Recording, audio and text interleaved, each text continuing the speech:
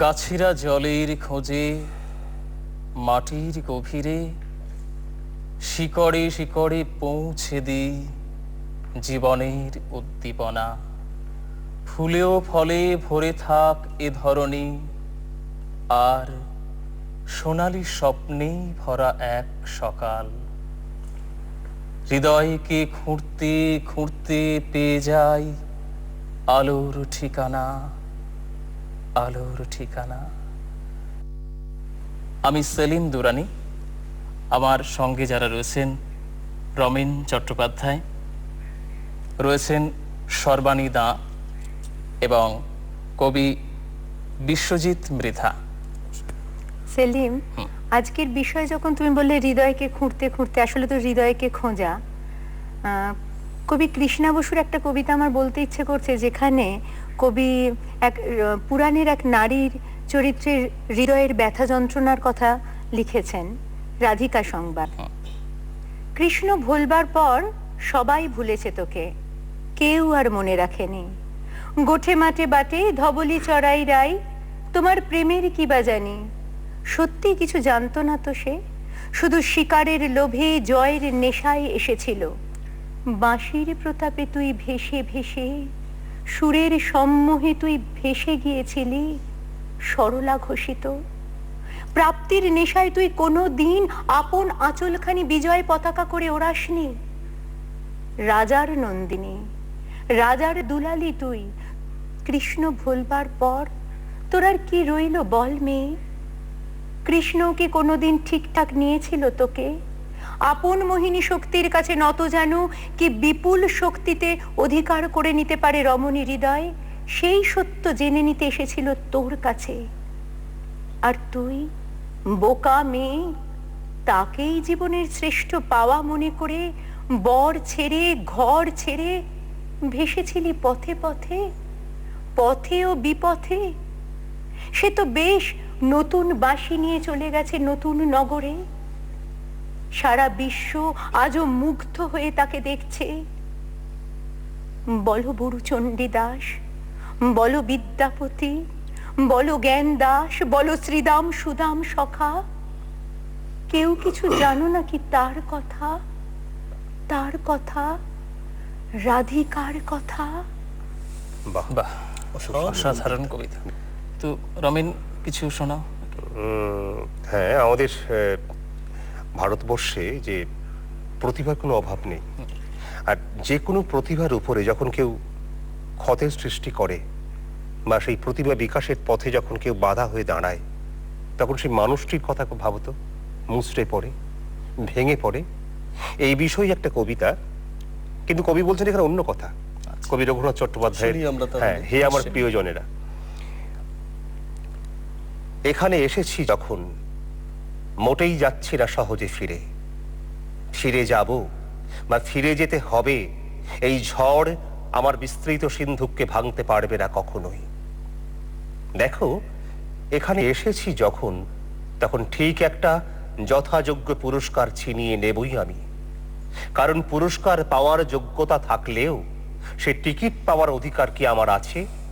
আমরা প্রকৃত অধিকারকে হারিয়ে ফেলছি ক্রমশ অনধিকার চর্চায়। এখানে পুরস্কার পাওয়া যায় না সহজে, কারণ বিচারক মণ্ডলীদের ভীষণ বড় বড় লেজ, তাই তারা লেজ ধরে হাঁটেন, হাঁটছেন এবং হাঁটবেনও। আমাদের তো আর লেজ নেই, ছোটও না বড়ও না।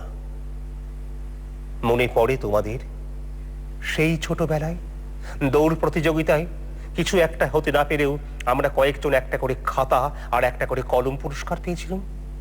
তখন কি সত্য সত্যই আমাদের কোনো লেজ ছিল? হয়তো ছিল না, সেটা ছিল সেদিনের সান্ত্বনা পুরস্কার। কিন্তু এখানে এখন লেজবিহীনদের জন্য কোনো খাতা কলমের ব্যবস্থা নেই। সর্বত্রই শুধু নেই নেই রব। এই রবের ষড়যন্ত্রটাকে উপড়ে ফেলে জোর করেই ছিনিয়ে নিতে হবে পুরস্কার। ছিনিয়ে নেবই ছিনিয়ে, আর প্রত্যেকটি দিন রাত্রি দিয়ে গড়ে যাব তোমাদের আগামী ইমারত। সুখে স্বাচ্ছন্দ্যে সেখানে দিন কাটাবে আগামীকাল। ভেবো না, বড় বেশি ভাবলে কোটরে যক্ষা বাঁধবে বাসা। এখানে এসেছি যখন, মোটেই যাচ্ছি না সহজে ফিরে। আর যাবার পালা সে তো একটিমাত্র জীবনে, শুধুমাত্র একবার। তার আগে নীল মারিয়ে, ঘাম ঝরিয়ে সিন্ধু সম রক্ত সংগ্রহ করবই আমি। রক্তহীনতায় আর ধুঁকতে দেব না দিন, রক্তহীনতায় আর মরতে দেব না দিন, রক্তহীনতায় আর পড়তে দেব না দিন। অপূর্ব। অপূর্ব অপূর্ব।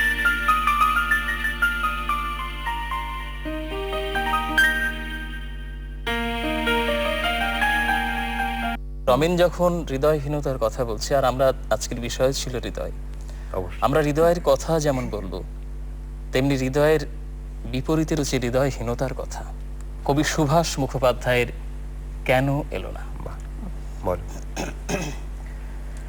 সারাটা দিন ছেলেটা নেচেই নেচে বেরিয়েছে, রাস্তায় আলো জ্বলেছে অনেকক্ষণ, এখনো বাবা কেন এলো না মা? বলে গেল মাইনিনি সকাল সকাল ফিরবে, পুজোর যা কেনাকাটা এই বেলা সেরে ফেলতে হবে। বলে গেল সেই মানুষ এখনো এলো না। কড়ার গায়ে খুন্তিটা আজ একটু বেশি রকম নড়ছে, ফ্যান গালতে গিয়ে পাটা পুড়ে গেল। জানলার দিকে মুখ করে ছেলেটা বই নিয়ে বসলো মাদুরে, সামনে ইতিহাসের পাতা খোলা, ঘড়িতে টিকটিক শব্দ, কলে জল পড়ছে। ও বাড়ির পাঁচিলটা থেকে লাফিয়ে নামলো একটা গোঁফাওয়ালা বেড়াল, বাপের আদুরে মাথা খাওয়া ছেলের মতো। হিজিবিজি অক্ষরগুলো একগুঁয়ে অবাধ্য, যতক্ষণ পুজোয় জামা কেনা না হচ্ছে নড়বে না। এখনো বাবা কেন এলো না মা? রান্না কোন কালে শেষ, গা ধোয়াও সারা, মা এখন বুনতে বসে কেবলই ঘরভুল করছে। খুট করে একটা শব্দ, ছিটকিনি খোলার। কে? মা, আমি খোকা। গলির দরজায় ছেলেটা দাঁড়িয়ে, এখনো রেডিওয় খবর বলছে। মানুষটা এখনো কেন এলো না? একটু এগিয়ে দেখবে বলে ছেলেটা রাস্তায় পা দিল। মোড়ে ভিড়, একটা কালো গাড়ি, আর খুব বাজি ফুটছে। কিসের পুজো আজ? ছেলেটা দেখে আসতে গেল।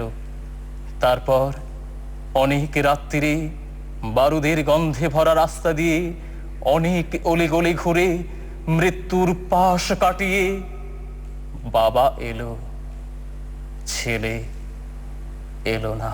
অসাধারণ কবিতা। আসলে আমরা বিখ্যাত কবিতা। নস্টালজিয়ায়, আমরা যেন এক চরম নস্টালজিয়ার মধ্যে যেন ডুবেছিলাম এত সময়।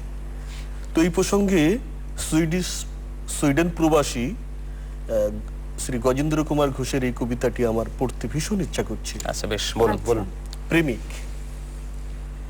যুদ্ধ করতে গিয়ে যারা পরাজিত তারা দুর্বল। যুদ্ধকে ঘৃণা করে যে পরাজয়কে স্বীকার করে, সে কি সবলের স্বীকৃতি পাবে? এর উত্তর খুঁজতে হলে আমাদের জানতে হবে ত্রিপিটকে অথবা মহাত্মার কাছে। আমাদের কাছে তা সত্য হলেও দুঃখবহ। আগ্নেয়গিরির অগ্নি বিস্ফোরণে গলন্ত লাভা যদি পর্বত গাত্র বেয়ে সমতলে নামে, দাহ অনিবার্য, জেনেও ভিসুভিয়াসের উপত্যকা জনবিহীন নয়। ভালোবাসার অন্তঃস্থলে অগ্নি লাভা আছে, তবুও ফুলের চাষ করে প্রেমিক। অপূর্ব অপূর্ব। মানে আমাদের এই চতুর্দিকে শেষ কথাটা শুনলে তো, তবুও ফুলের চাষ করে পরে প্রেমিক। প্রেমী। তাই তো বলতে যাচ্ছিলাম যে প্রেমিকের চতুর্দিকে কাজ এত করে, হানাহানি, প্রেমের অত্যাচার, অনাচার যাই ঘটুক, সবকিছুর মধ্যেও প্রেমিক মন কিন্তু ফুলের চাষ করে, ইভেন সৌন্দর্যের পূজারী। শান্ত একদম। একটা একদম। সমাজের কথা ভাবে। তবে আমি কিন্তু আমি একটা বলতে চাইছি, যেখানে প্রেমিক প্রেমিকার ব্যর্থতা, কিন্তু তা সত্ত্বেও তার ভেতরে লুকিয়ে আছে কিরম গভীর ভালোবাসা, সেই গল্পটা কবি পূর্ণেন্দু বক্সীর। বল। আমার সেই গল্পটা এখনো শেষ হয়নি। শোনো, পাহাড়টা আগেই বলেছি ভালোবেসেছিল মেঘকে, আর মেঘ কিভাবে শুকনো খটখটে পাহাড়টাকে বানিয়ে তুলেছিল ২৬ বছরের ছোকরা, সে তো আগেই শুনেছ। সেদিন ছিল পাহাড়টার জন্মদিন। পাহাড় মেঘকে বলল, আজ তুমি লাল শাড়ি পরে আসবে। মেঘ পাহাড়কে বলল, আজ তোমাকে স্নান করিয়ে দেব চন্দন জলে। ভালোবাসলে নারীরা হয়ে যায় নরম নদী আর পুরুষেরা জ্বলন্ত কাঠ। সেইভাবেই মেঘ ছিল পাহাড়ের আলিঙ্গনের আগুনে, আর পাহাড় ছিল মেঘের ঢেউ জলে। হঠাৎ আকাশ জুড়ে বেজে উঠল ঝড়ের জগঝম্প, ঝাঁকড়া চুল উড়িয়ে ছিনতাইয়ের ভঙ্গিতে ছুটে এলো এক ঝাঁক হাওয়া। মেঘের আঁচলে টান মেরে বলল, ওঠ ছুরি তোর বিয়ে। আমার গল্পটা এখনো শেষ হয়নি। বজ্রের সঙ্গে মেঘের বিয়েটা হয়ে গেল ঠিকই, কিন্তু পাহাড়কে সে কোনো দিনই ভুলতে পারল না। বিশ্বাস না হয় তো চিরে দেখতে পারো পাহাড়টার হাড় পাঁজর, সেখানে থই থই করছে শত ঝর্ণার জল, থই থই করছে শত ঝর্ণার জল। বাহ, বাহ, খুব সুন্দর। খুব সুন্দর। আর সরোবরের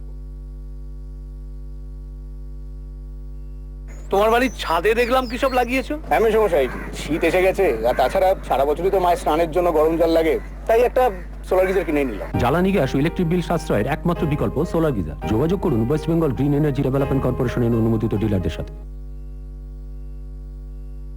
সূত্র ধরেই আমি বলি, এই মুহূর্তে বলতে ইচ্ছা করছে একটা কবিতা, কবি বীরেন্দ্র চট্টোপাধ্যায়ের লেখা, এসো আমরা প্রেমের গান গাই। হ্যাঁ, প্রেমের গান তো গাইতেই হবে। প্রেমই তো সম্পদ। রাজা দেখলাম, রানী দেখলাম, এবার আমরা মানুষের কাছে বসতে চাই।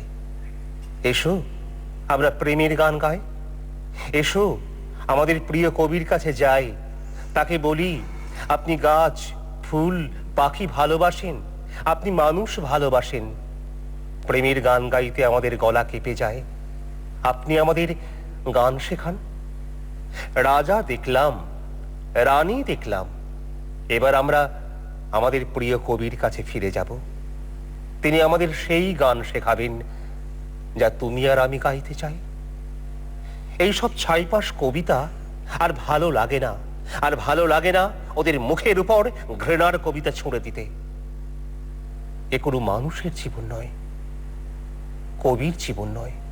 আমাদের চারিদিকে বড় বেশি অন্ধকার, আমরা কবির কাছে যেতে চাই, কিন্তু অন্ধকার, অন্ধকারে আলাদিনের দৈত্য আমাদের পথ রুখে দাঁড়ায়, সে আমাদের কাছ থেকে কবিতা লেখার খাজনা চায়। এসো তাকে আমরা পরিষ্কার জানিয়ে দিই, আমরা খাজনা দেব না, আমরা সেই রাজা মানি না যার কাছে প্রেমের গান কোনো গান নয়, আমরা সেই রানী মানি না যিনি আমাদের ভয় দেখিয়ে খাঁচার পাখি বানাতে চান। আমরা তাকে সহজ স্পষ্ট গদ্য ভাষায় আমাদের বক্তব্য বলবো। তার জন্যে, রাজা রানীদের জন্যে কোনো ঘৃণার কবিতাও আর নয়। তারপর অন্ধকারে যেদিকে দু চোখ যায় আমরা এগিয়ে যাব, আমরা চিৎকার করে তার কবিতা বলবো। আমাদের বেসুরো গলায় হয়তো উচ্চারণ ঠিক মতো হবে না, হয়তো তার প্রেমের গান কান্নার মতো শোনাবে, তবু আমরা চেষ্টা করব আমাদের গান যেন কান্না না হয়, কবিতার আগুনে নম্র হয়, পবিত্র হয়, মানুষের জন্যে। আমরা মানুষকে স্পর্শ করতে চাই। যদি আমাদের প্রেমের গান গান হয়ে না ওঠে, তবু মানুষ আছে, মানুষ থেকে যায়। তারপর নতুন কবিরা আসবে, শুদ্ধ উচ্চারণে তারা প্রেমের গান গাইবে। আমরা তো শুধু রাস্তা হাঁটছি, অন্ধকারে চলতে চলতে, আছাড় খেতে খেতে, বারবার ভুল গান গাইতে গাইতে তুমি আর আমি কান পেতে থাকবো, তুমি আর আমি কান পেতে থাকবো। কে যায় অন্ধকারে, কে আসে। বাহ,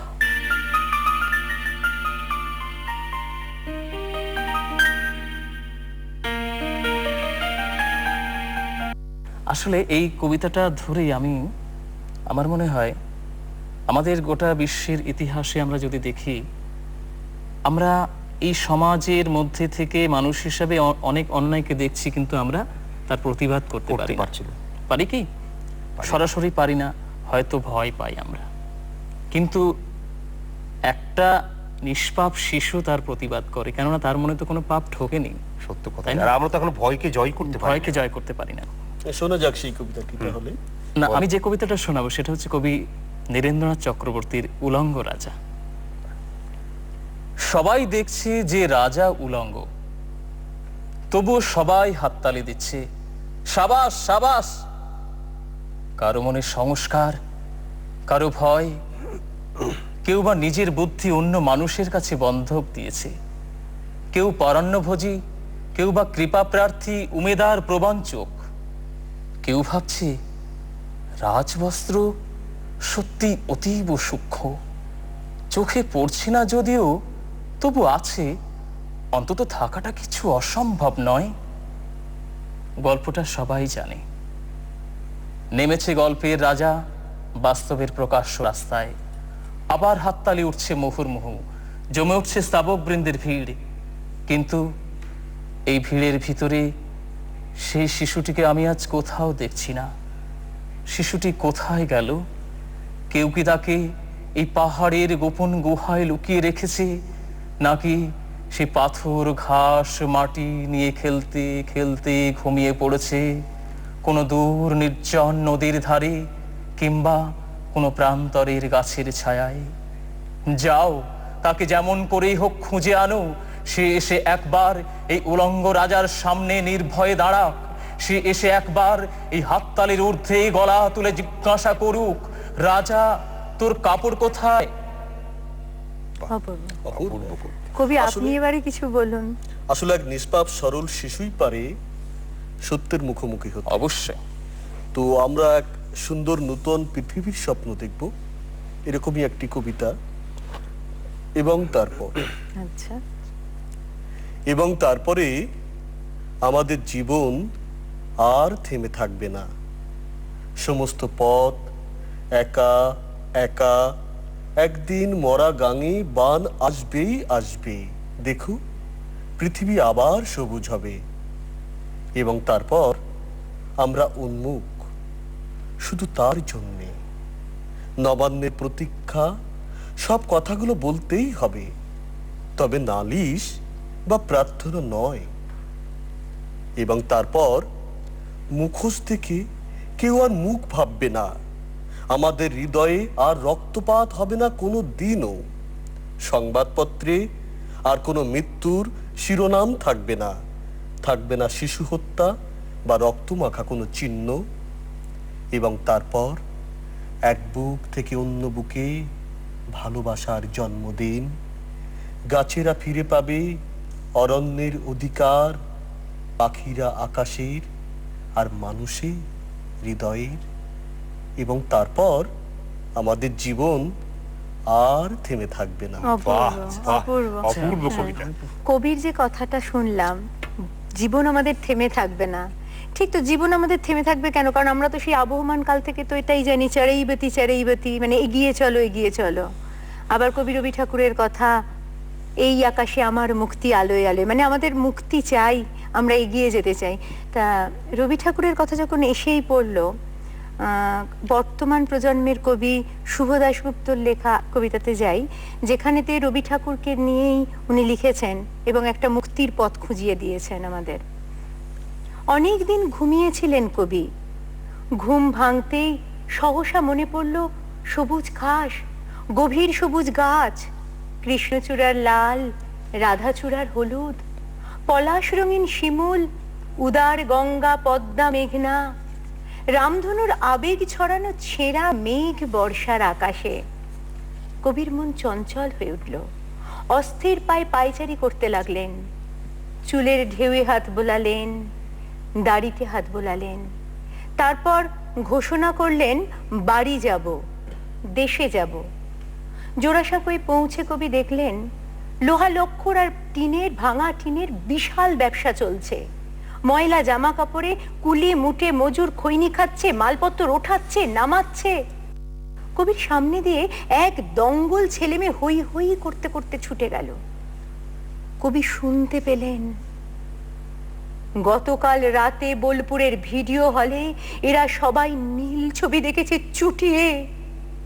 কবির চোখ ফেটে জল আসছে। কবি মুখ ঘোরালেন, অনেকটা পথ অতিক্রম করে বিশ্বভারতীর বিশাল অফিসের সামনে এসে দাঁড়ালেন রিজু পায়ে। তারপর হিরণ্ময় কণ্ঠে বলতে শুরু করলেন, মানুষের ওপরে বিশ্বাস হারানো অপরাধ, প্রাঙ্গণে মোর শিরিষ শাখায় মানুষের ওপরে বিশ্বাস রাখো। এই আকাশে আমার মুক্তি আলোয় আলোয়, মানুষের ওপরে বিশ্বাস হারানো অপরাধ, হিংসা ধ্বংস মারণযোগ্য চিরন্তন নয়। মানুষের ওপরে বিশ্বাস রাখো, মানুষের ওপরে বিশ্বাস হারানো পাপ। বাহ, অসাধারণ কবিতা। অসাধারণ। আর যখন সেই কবিগুরুর কথাই বললে, তাহলে সেই কবিগুরু রবীন্দ্রনাথের কবিতায় আসা যাক। রাজা যখন অত্যাচারী হয়ে পড়ে বা হৃদয়হীন হয়, তখন তার প্রজাদের কি অবস্থা হতে পারে? মানে রাজা যখন রক্ষক থেকে হ্যাঁ, ভক্ষকে রক্ষকে পরিণত পরিণত হয়। হয়, তখন প্রজাদের কি অবস্থা হতে পারে একবার ভাবো তো। এইরকমই একটা কবিতা আমরা সবাই জানি, খুব জানা কবিতা সকলের, বিদূষক। কাঞ্চির রাজা কর্ণাট জয় করতে এলেন, তিনি হলেন জয়ী। চন্দনে, হাতির দাঁতে আর সোনা মানিকে হাতি বুঝাই হলো। দেশে ফেরবার পথে বলেশ্বরী মন্দির বলির রক্তে ভাসিয়ে দিয়ে রাজা পুজো দিলেন। পুজো দিয়ে চলে আসছেন, গায়ে রক্ত বস্ত্র, গলায় জবার মালা, কপালে রক্তচন্দনের তিলক, সঙ্গে কেবল মন্ত্রী আর বিদূষক। এক জায়গায় দেখলেন পথের ধারে আমবাগানে ছেলেরা খেলা করছে। রাজা তার দুই সঙ্গীকে ডেকে বললেন, দেখে আসি ওরা কি খেলছে। ছেলেরা দুই শাড়ি পুতুল সাজিয়ে যুদ্ধ যুদ্ধ খেলছে। রাজা জিজ্ঞাসা করলেন, কার সঙ্গে কার যুদ্ধ? ছেলেরা বললে, কর্ণাটের সঙ্গে কাঞ্চির। রাজা জিজ্ঞাসা করলেন, কার জিত কার হার? ছেলেরা বুক ফুলিয়ে বললে, কর্ণাটের জিত কাঞ্চির হার। মন্ত্রীর মুখ গম্ভীর হলো, রাজার চক্ষু রক্তবর্ণ। বিদূষক হা হা করে হেসে উঠল। রাজা যখন তার সৈন্য নিয়ে ফিরে এলেন, দেখলেন তখনও ছেলেরা খেলছে। রাজা হুকুম করলেন, এক একটা ছেলেকে গাছের সঙ্গে বাঁধো আর লাগাও বেত। গ্রাম থেকে তাদের মা বাপ ছুটে এলো, বললে ওরা অবুধ, ওরা খেলা করছিল, ওদের মা করো। রাজা হুকুম করলেন, এই গ্রামকে শিক্ষা দেবে, কাঞ্চির রাজাকে কোনোদিন যেন ভুলতে না পারে। এই বলে শিবিরে চলে গেলেন। সন্ধে বেলায় সেনাপতি রাজার সামনে এসে দাঁড়ালো, প্রণাম করে বললে, মহারাজ, স্টেগাল কুকুর ছাড়া এ গ্রামে কারো মুখে শব্দ শুনতে পাবেন না। মন্ত্রী বললে, মহারাজের মান রক্ষা হলো। পুরোহিত বললে, বিশ্বেশ্বরী মহারাজের সহায়। বিদূষক বললে, মহারাজ, এবার আমাকে বিদায় দিন।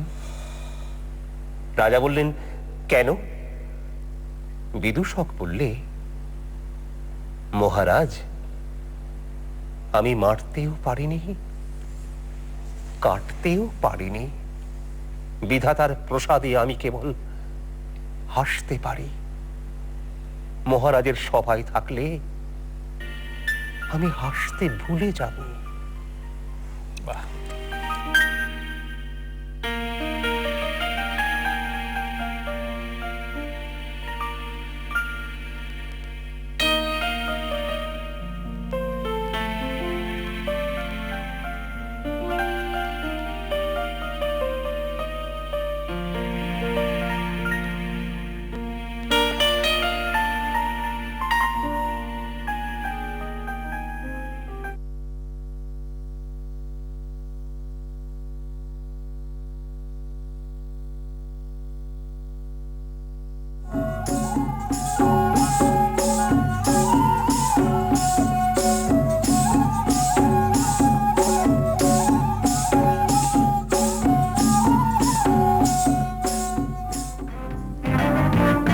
ছটা বেজে 50 রঙ্গ তামাশা।